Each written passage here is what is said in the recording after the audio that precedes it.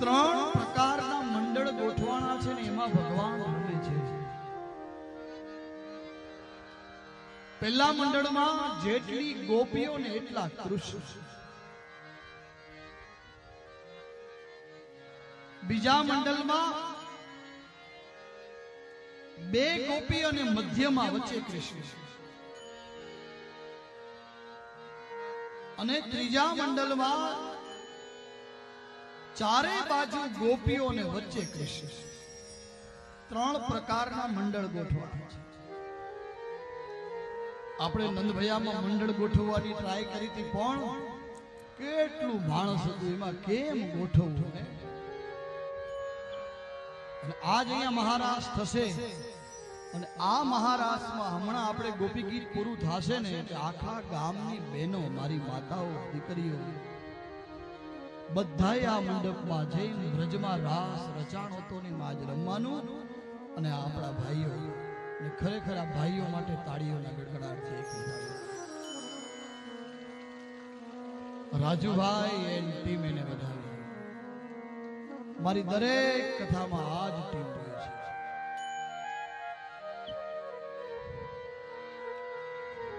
અને એવા મંડળ ગોઠવાના. આજે જ્યારે મહારાસ થાય ત્યારે ગામના એક પણ બેન, એક પણ દીકરી, એક પણ માતા કોઈ ન નીચે બેસે. સરસ મજાનું એવું મંડળ, હે એવું જેમ એમ થવું જોઈએ વ્રજમાં જ આ રાસ રચાઈ રહ્યો છે.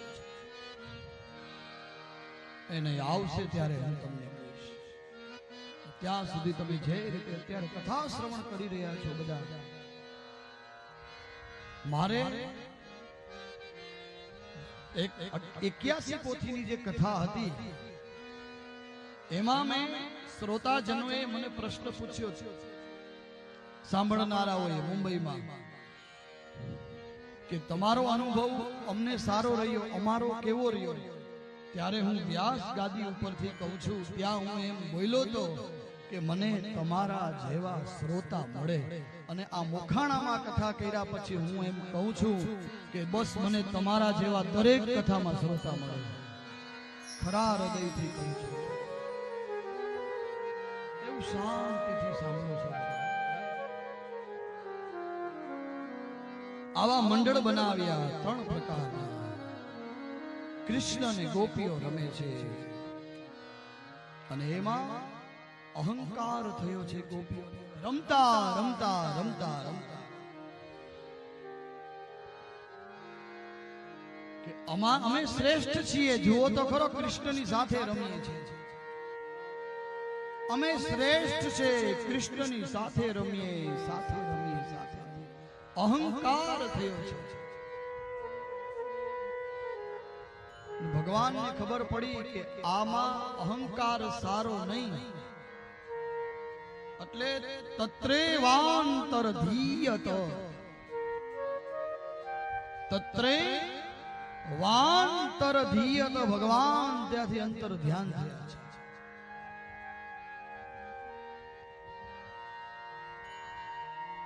અંતર ધ્યાન થયા, અને આખી કથામાં ક્યાંય રાધાજીનું નામ નથી, પણ અહીંયા ખાલી રાસમાં રાધાજી આવ્યા છે, કથામાં રાધાજી નથી હો ક્યાંય. એટલે આપણે બધાએ બે હાથ ઊંચા કરી બોલો રાધા રાણી જય.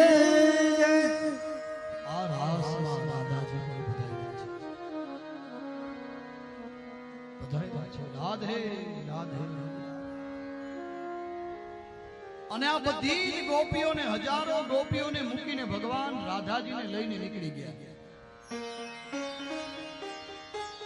ત્યાંથી અંતર ધ્યાન થઈ ગયા. તત્રેવાંતર ધીયત. ત્યાંથી અંતર ધ્યાન થઈ ગયા.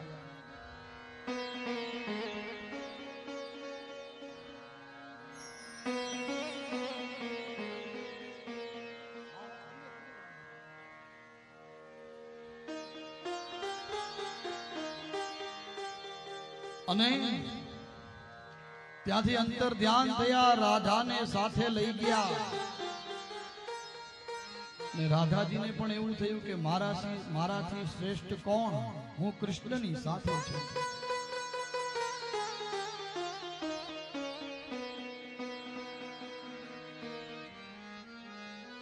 હું કૃષ્ણની સાથે છું, હું કૃષ્ણની સાથે છું.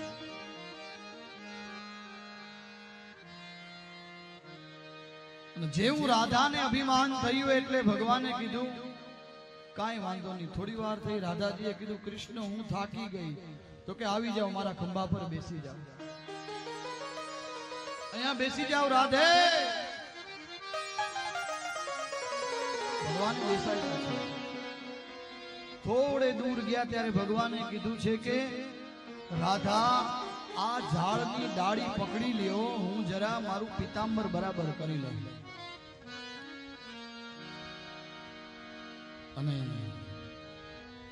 રાધાજીને લટકતા મૂકીને ભગવાન ત્યાંથી અંતર ધ્યાન મૂકીને થઈ ગયા.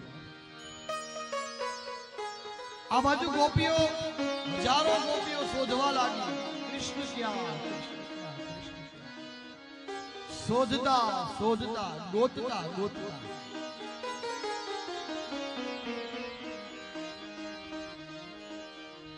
અને આપણે કહીએ જ છે ને એમ ગોતતા ક્યાંય મળે કઈ? ગોતવા જાય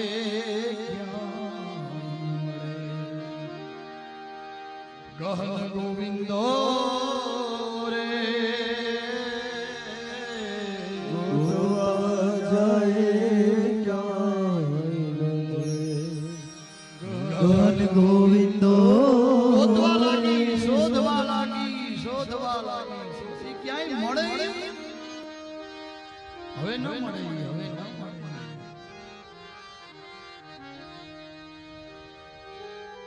ન મળી, ન મળી. અને અવાજ આવવા લાગ્યો, મને નીચે ઉતારો, મને નીચે ઉતારો. અને જોયું તો રાધાજી એક ડાળી પર લટકે છે, ઉતાર્યા નીચે. શું રાધે? તો કે કૃષ્ણ મને પણ થોડી થોડી ચાલ્યા ગયો. અને પછી તો અંદર અંદર ચર્ચા થાય ને, ગોપીઓ અને રાધાજી વચ્ચે ચર્ચા છે. એટલે કીધું કે આપણે અભિમાન થયું ને એટલે કૃષ્ણ છોડી જાય છે. એટલે તો આપણે કહેવત છે, હું કરું એ જ અજ્ઞાનતા, સકટનો ભાર જેમ શ્વાન કાણે. ખબર પડી ન કરી પડી એમાં. હું કરું એ જ અજ્ઞાનતા. સકટ એટલે ઓલું ગાડું, ગાડા નીચે આપણે સરસ મજાનું ગલુડિયું વયું જતું હોય, એને એમ થાય કે ગાડું હું જલાવું. હે એ હલાવે, હરી તું ગાડું મારું ક્યાં લઈ જાય? એને એમ થાય કે હું જ બધું હલાવું છું, આ બધું હું જ હલાવું છું. આખો ગાડાનો ભાર મારા. એટલે તો કીધું છે રામ ગયા રાવણ ગયા, बहुत गया संसार, कहत कबीर कछु स्थिर नहीं, सपना है संसार।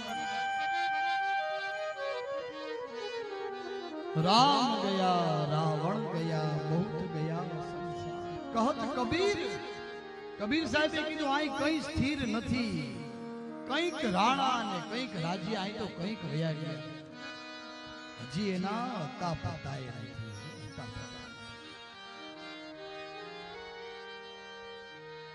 કહત કબીર કછું સ્થિર નથી, નહીં સપના હે સંસાર. આ સપના જેવો સંસાર છે ને એમાં કાંઈ સ્થિર નથી. સ્થિર આપણે કોઈ નથી આમાં. એટલે જે થાય એટલા સત્કર્મ કરવા, જેટલી થાય એટલી ભક્તિ કરવી.